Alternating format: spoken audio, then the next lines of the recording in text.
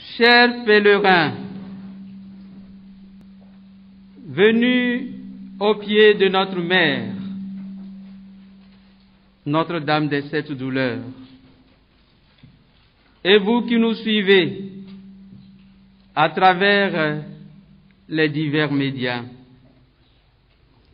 de ce sanctuaire marial de Covier, où une petite délégation de notre archidiocèse se trouve réunie pour notre pèlerinage annuel, j'adresse à chacun de vous, fils et filles bien-aimés, mes cordiales salutations en notre Seigneur Jésus-Christ. Cette année, les restrictions sanitaires imposées par la pandémie au coronavirus ne nous ont pas permis de faire, comme à l'accoutumée et par milliers, le déplacement de ce site si cher à notre Église Famille de Dieu à Lomé. Cependant, soyez tous certains que vous êtes tous là, bien présents dans le cœur de votre pasteur, qui vient offrir à notre mère vos intentions de prière, afin qu'elle les présente à son tour à son Fils Jésus, notre Sauveur.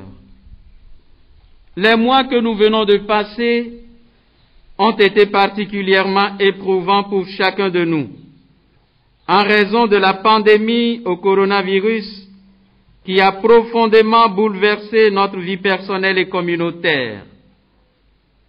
Certains d'entre vous ont perdu des membres de leur famille. D'autres ont été atteints par la terrible maladie, mais par la grâce de Dieu, ont retrouvé la santé. D'autres encore sont en isolement ou en traitement, suite à une contamination à laquelle ils ne s'attendaient certainement pas.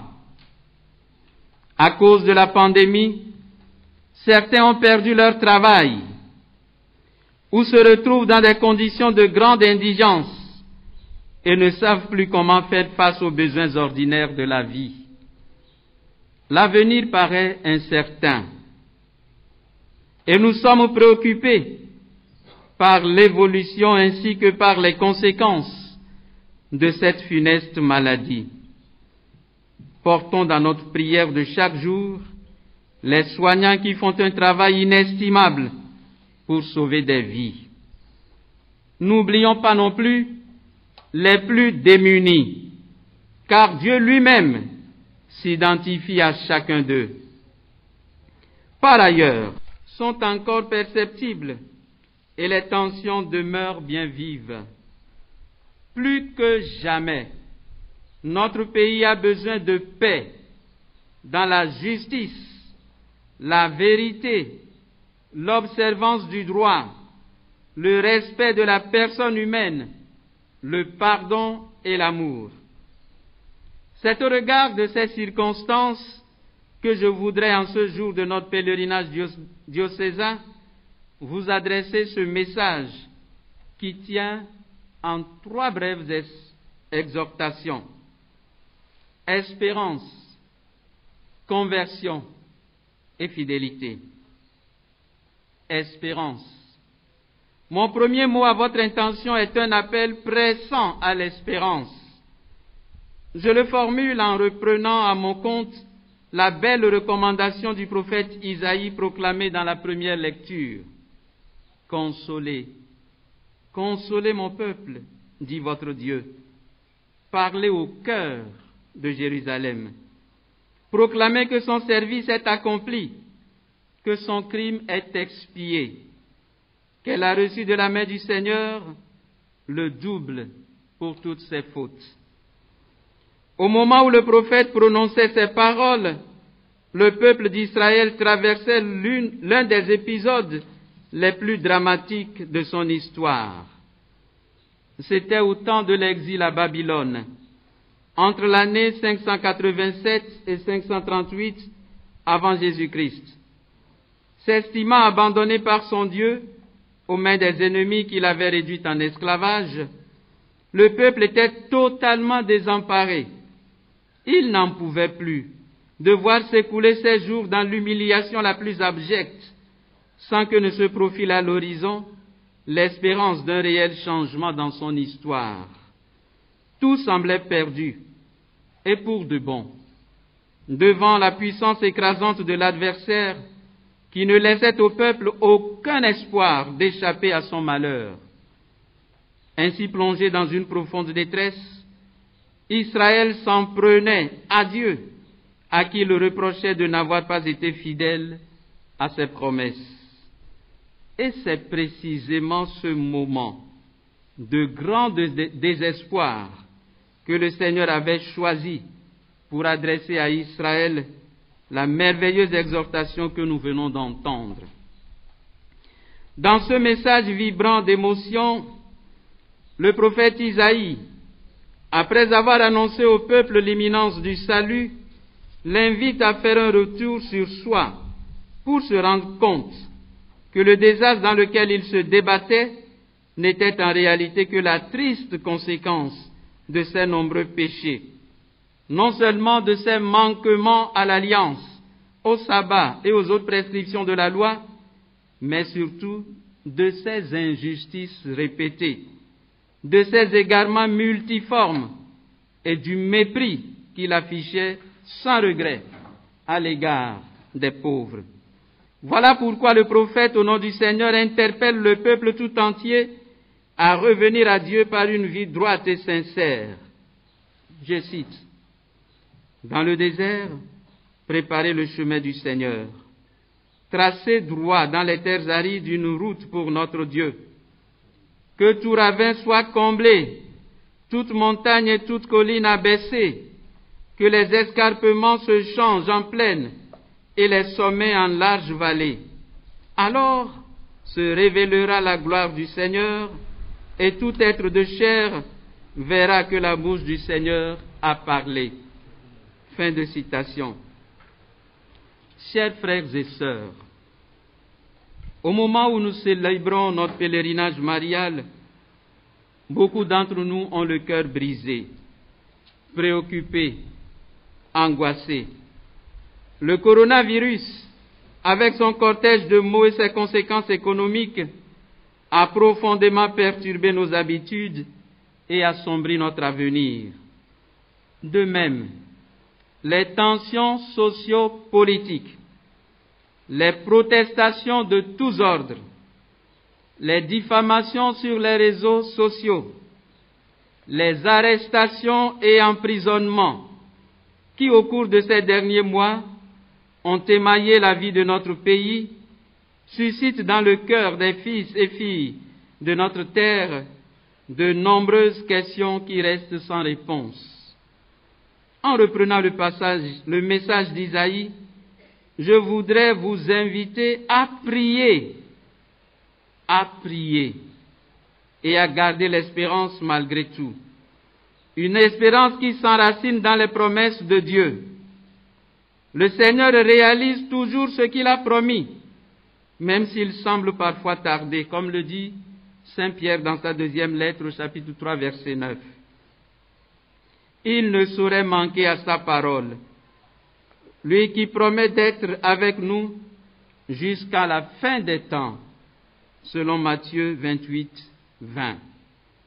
Ainsi, même si nous ignorons le moment et la manière dont il nous délivrera du coronavirus et nous aidera à résoudre nos problèmes sociaux politiques, nous savons qu'à son heure, tout connaîtra une fin.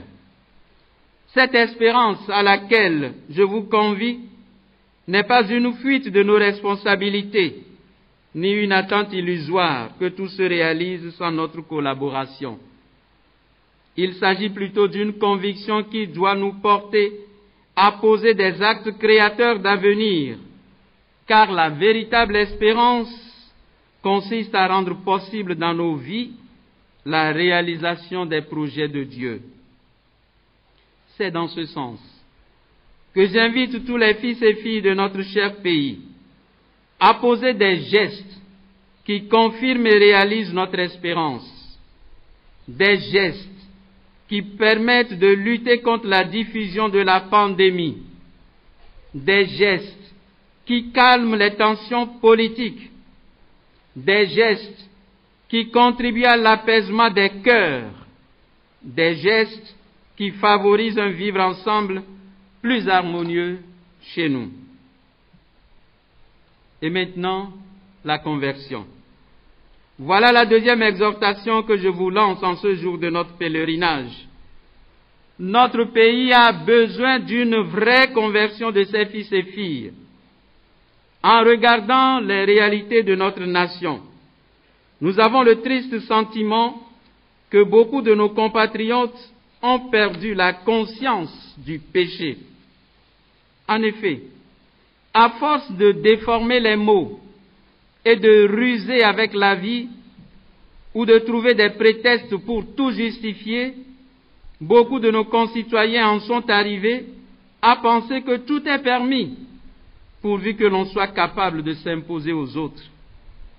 Les réseaux sociaux sont devenus le terrain privilégié de ces dérives, au lieu d'être des instruments au service de la créativité et de la cohésion sociale. Laissons donc le Seigneur ouvrir nos yeux et remuer nos cœurs.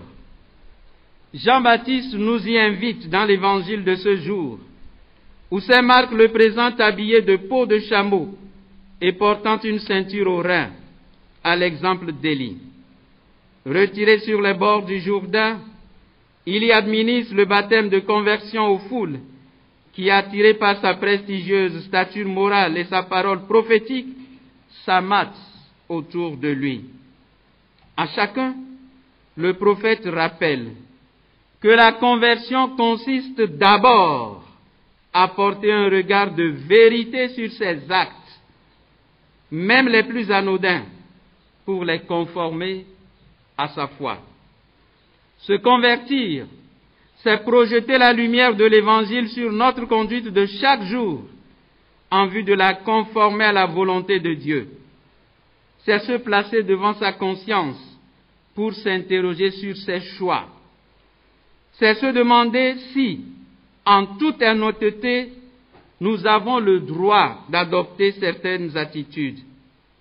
Sans conversion intérieure sérieuse, il n'y a pas de changement possible de notre vie sociale et politique. Enfin, la fidélité à nos engagements. Notre peuple est un peuple de croyants. Il suffit de visiter nos quartiers pour voir combien de lieux de culte nous y avons construits. Leur nombre est souvent impressionnant. Pourtant, nos engagements sont bien loin de correspondre à ce que nous professons. N'oublions pas que le mot fidèle que nous portons désigne à la fois celui qui fait confiance à Dieu et à qui Dieu fait confiance. Dieu peut-il nous faire confiance? D'après une édifiante anecdote racontée par le père Philippe Blum, en 1906, l'écrivain catholique Hilaire Belloc devait se présenter comme candidat aux élections municipales à Manchester, un district à majorité méthodiste. Selon le pronostic des journaux, il n'avait aucune chance d'y être élu, et ses conseillers lui recommandèrent par mesure de prudence d'éviter de parler de religion. Mais voilà qu'au cours de sa première campagne, Belloc s'adresse à son auditoire en ces termes: « Je suis catholique, et chaque fois que je le peux, je vais à la messe. » Puis, montrant son chapelet, il poursuit: « Autant que possible, je m'accroche à ce chapelet chaque jour. Si vous me rejetez à cause de ma religion, je rendrai gloire à Dieu de m'avoir sauvé de l'indignité de vous représenter au Parlement. » Après quelques secondes de silence, la foule applaudit et il fut élu. Belloc a eu le courage de déclarer qu'il ne renoncera jamais à sa foi pour plaire à des hommes. Il était convaincu en effet qu'en abandonnant Dieu pour gagner la faveur des hommes, il serait aussi capable d'abandonner les hommes pour réaliser ses intérêts à lui. Par cet acte courageux, il nous rappelle que celui qui rejette Dieu pour les hommes rejettera aussi les hommes pour des choses. Car en manquant de fidélité à Dieu, on finit par manquer de fidélité aux hommes. Voilà le drame de notre temps. Fils et filles bien-aimés, revenons à Dieu d'un cœur sincère. Supplions-le de nous venir en aide, mais surtout, replaçons-le au centre de notre vie pour que notre vie soit transformée par sa grâce. Alors, nous connaîtrons la vraie paix à laquelle nous aspirons de toutes nos forces. À tes pieds, ô Notre-Dame des Sept Douleurs, nous venons déposer le fardeau de nos soucis, de nos peurs, de nos souffrances et de nos divisions. Nous te présentons nos intentions de prière, nos familles, nos malades, nos pauvres, notre Église, notre pays. À cause de la pandémie au coronavirus et des tensions sociopolitiques que nous vivons, nos cœurs sont préoccupés. Oh, obtiens-nous la grâce de vivre dans l'espérance. Aide-nous à nous laisser convertir au plus profond de notre être pour être plus fidèles à notre vocation. Notre-Dame des Sept Douleurs,